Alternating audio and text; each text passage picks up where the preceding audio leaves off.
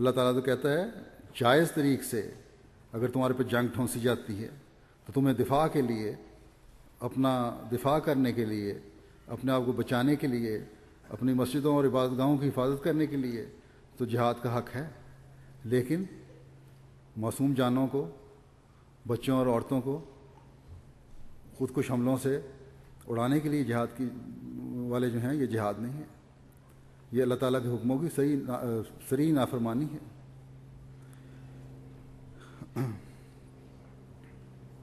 بس یہ جو تقویٰ کے دعوے ہیں ان لوگوں کے، یہ سب غلط ہیں۔ آج ایک احمدی ہے جو بتا سکتا ہے کہ صحیح تقویٰ کیا ہے۔ اللہ تعالیٰ اور اس کے رسول کا حکم تھا کہ زمانے کے امام کو ماننا، قرآن کریم بھی اس بارے میں کہتا ہے، آخرین میں جو امام آئے اس کو ماننا۔ حضرت صلی اللہ علیہ وسلم کی حدیث بھی یہ فرماتی ہیں، نے یہ فرمایا صلی اللہ علیہ وسلم نے کہ آنے والے مسیح و مہدی کو ماننا۔ تو اس بات کی تو یہ اطاعت نہیں کر رہے، اس لیے یہ تقویٰ سے باہر ہوتے چلے جا رہے ہیں، کیونکہ آنے والے امام مہدی ہی نہیں صحیح رہنمائی کرنی تھی، اس نے ہی بتانا تھا کہ کس قسم کا اور کس وقت اور کہاں جہاد کرنا ہے۔ اس کے رہنمائی کے بغیر جو بھی جہاد ہوگا وہ جہاد نہیں بلکہ ظلم گردانا جائے گا۔ بس غیروں کی طرف سے یہ جو فساد پیدا ہو رہا ہے آج کل مسلمانوں کی طرف سے، یہ صرف اس لیے کہ زمانے کے امام کو نہیں پہچاننا۔ اور آج ہم خوش قسمت ہیں کہ ہم نے مسیح موعود کو پہچان کر اس تمام لغویات اور گند اور ظلم اور بربریت سے اپنے آپ کو بچایا ہوا ہے۔ بس آج احمدی ہی حقیقی تقویٰ کو سمجھ سکتا ہے، جس نے امام کو پہچانا ہے۔ آج اللہ اور اس کے رسول کی اطاعت مسیح موعود کی اطاعت سے ہی وابستہ ہے، اور مسیح موعود کی اطاعت سے باہر نکل کر نہ اللہ تعالیٰ کی اطاعت ہے اور نہ اس کے رسول صلی اللہ علیہ وسلم کی اطاعت ہے۔ انہی آیات میں جو میں نے پڑھی ہیں ان سے آگے جا کر اللہ تعالیٰ نے پھر خلافت کا وعدہ کیا ہے۔ بس خلافت کو بھی اللہ تعالیٰ اور اس کے رسول کی تائید حاصل ہے، اور اسی لیے ایک جماعت پر، ایک ہاتھ پر جماعت جمع ہوتی ہے کہ اللہ اور اس کے رسول کی تائید حاصل ہے۔ اللہ اور اس کے رسول کی اطاعت کی وجہ سے احمدی ایک ہاتھ پر جمع ہے، ورنہ کوئی دنیاوی طاقت تو نہیں کسی بھی خلیفہ کے پاس کہ جس نے دنیاوی طاقت سے مختلف قوموں کو، مختلف رنگوں کے لوگوں کو، مختلف نسلوں کو ایک ہاتھ پر جمع کر دیا تھا۔ بس اللہ تعالیٰ کے فضلوں کی جگالی کرتے ہوئے، انہیں بار بار اپنے ذہنوں میں دہراتے ہوئے اس مقصد کی تلاش جاری رکھیں جس سے تقویٰ ترقی کرتا ہے، جس سے اطاعت ترقی کرتی ہے، اور پھر جب یہ تقویٰ کی ترقی ہوگی تو پھر انسان بامراد ہوتا ہے، پھر اس خوشخبری کا حاصل کرنے والا بنتا ہے جس کی اللہ تعالیٰ نے قرآن کریم میں فرمائی کہ یہ لوگ بامراد ہوں گے۔ جیسا کہ میں نے کہا، اس زمانے میں حضرت مسیح موعود علیہ الصلوۃ والسلام نے اللہ تعالیٰ کے تقویٰ کے راستوں کی تلاش کی نشاندہی فرمائی ہے۔ چند باتیں حضرت مسیح موعود علیہ الصلوۃ والسلام کے الفاظ میں بیان کرتا ہوں۔ آپ نے فرمایا بیعت کی حقیقت یہی ہے کہ بیعت کنندہ اپنے اندر سچی تبدیلی اور خوف خدا اپنے دل میں پیدا کرے اور اصل مقصود کو پہچان کر اپنی زندگی میں ایک پاک نمونہ کر کے دکھا دے۔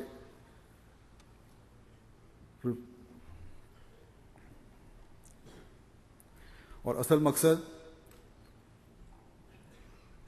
جو ایک مومن کا ہے، جیسا کہ رسول نے فرمایا کہ اصل مقصود کو پہچان لو. تو اصل مقصود اور مقصد کیا ہے؟ کہ خدا تعالیٰ کی سچی توحید کا قیام ہو اور اس کی مخلوق جو ہے اس کے حقوق کی ادائیگی ہو. در حقیقت اگر توحید کی حقیقت کو سمجھ لیں تو حقوق العباد خود بخود قائم ہوتے چلے جاتے ہیں. ان تمام باتوں کی پھر ان باتوں پر انسان عمل درآمد کرتا ہے جن میں خدا تعالیٰ نے اور اس کے رسول نے حکم دیا ہے.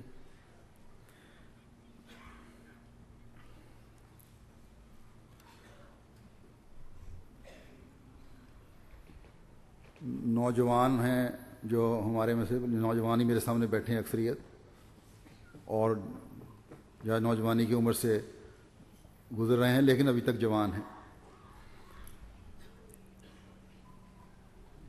ان کے بہت سارے مسائل ہیں، جھگڑے ہیں، مثلا مذاق میں ہی اگر کوئی دوسرا بات کر دے تو نوجوانی میں غصے میں آ کر ایسی حرکتیں کر جاتے ہیں جس سے لڑائیاں پھر بڑھتی چلی جاتی ہیں. بیویوں کے حق ادا کرنے ہیں، اس طرح کوئی توجہ نہیں ہوتی. ذرا سی بات پہ گھروں میں لڑائیاں اور فساد پیدا ہو رہے ہیں، حالانکہ اللہ اور اس کے رسول کا یہ حکم ہے کہ اپنے گھروں کو جنت نظیر بناؤ. یہ اطاعت کامل ہے. رشتہ داروں کے حقوق نہ ادا کرنا ہے، حالانکہ رشتہ داروں کے حقوق بھی رکھے گئے ہیں. اللہ اور اس کے رسول کا حکم ہے کہ یہ حق ادا کرو. یہ اطاعت ہے، کیونکہ اللہ تعالیٰ کی رضا کی خاطر انسان کرتا ہے. بعض لوگ جماعتی طور پر بہت اچھے ہوتے ہیں، بڑی خدمات بجا لا رہے ہوتے ہیں، کئی گھنٹے جماعت کو دے رہے ہوتے ہیں، لیکن گھروں میں ان کے ہر وقت فساد ہو رہا ہوتا ہے. تو یہ سب اس لیے ہے کہ خدا تعالیٰ کی ذات پر جو کامل یقین ہے اس میں کمی ہے. بس احمدی کا یہ کام ہے کہ یہ کامل یقین پیدا کرے، اور جب یہ کامل یقین پیدا کرنے کی کوشش ہوگی تو شیطان جو مختلف راستوں سے آتا ہے، ورگلاتا ہے اور بھلا دیتا ہے کہ ہماری زندگی کا مقصد کیا ہے، وہ پھر ہمیشہ یاد بھی رہے گا اور شیطان کے پنجے میں نہیں آئے گا انسان، اس کی باتوں میں نہیں آئے گا، اس کے بہلاوے اور پھسلاوے میں نہیں آئے گا. حضرت مسیح موعود علیہ السلام نے توحید کا کیا نقشہ کھینچا ہے، کیونکہ توحید کے قیام سے ہی باقی باتیں پھر آگے چلتی ہیں. آپ فرماتے ہیں میں یقیناً کہتا ہوں کہ اگر انسان کلمہ طیبہ کی حقیقت سے واقف ہو جائے اور عملی طور پر اس پر کاربند ہو جاوے تو وہ بہت بڑی ترقی کر سکتا ہے اور خدا تعالیٰ کی عجیب در عجیب قدرتوں کا مشاہدہ کر سکتا ہے. فرمایا میں جانتا ہوں بہت سے لوگ میری جماعت میں داخل تو ہیں اور وہ توحید کا اقرار بھی کرتے ہیں، مگر میں افسوس سے کہتا ہوں کہ وہ مانتے نہیں. میں افسوس سے کہتا ہوں کہ وہ مانتے نہیں. جو شخص اپنے بھائی کا حق مارتا ہے یا خیانت کرتا ہے یا دوسری قسم کی بدیوں سے باز نہیں آتا، میں یقین نہیں کرتا کہ وہ توحید کو ماننے والا ہے، کیونکہ یہ ایک ایسی نعمت ہے کہ اس کو پاتے ہی انسان میں ایک خارق عادت تبدیلی پیدا ہو جاتی ہے، ایک ایسی واضح تبدیلی پیدا ہو جاتی ہے کہ جس کی مثال کوئی نہیں ہوتی اگر سچی توحید کا دل میں کو قائم کر لے انسان. فرمایا اس میں بغض، کینہ، حسد، ریا وغیرہ کے بت نہیں رہتے اور خدا تعالیٰ سے اس کا قرب ہوتا ہے. پھر فرماتے ہیں اس وقت وہ سچا معاہد بنتا ہے جب یہ اندرونی بت، تکبر، خود پسندی، ریاکاری، کینہ و عداوت، حسد اور بخل، نفاق و بدعہدی وغیرہ کے دور ہو جاویں۔ جب تک یہ بت اندر ہی ہیں اس وقت تک لا الہ الا اللہ کہنے میں کیوں کر سچا ٹھہر سکتا ہے؟ بس دیکھیں، بے شک ہم لا الہ الا اللہ پر یقین رکھتے ہیں، لیکن حضرت مسیح موعود علیہ الصلوۃ والسلام جس گہرائی میں ہمیں سمجھا رہے ہیں وہ لا الہ الا اللہ ہم میں سے کتنے کو دلوں میں ہے؟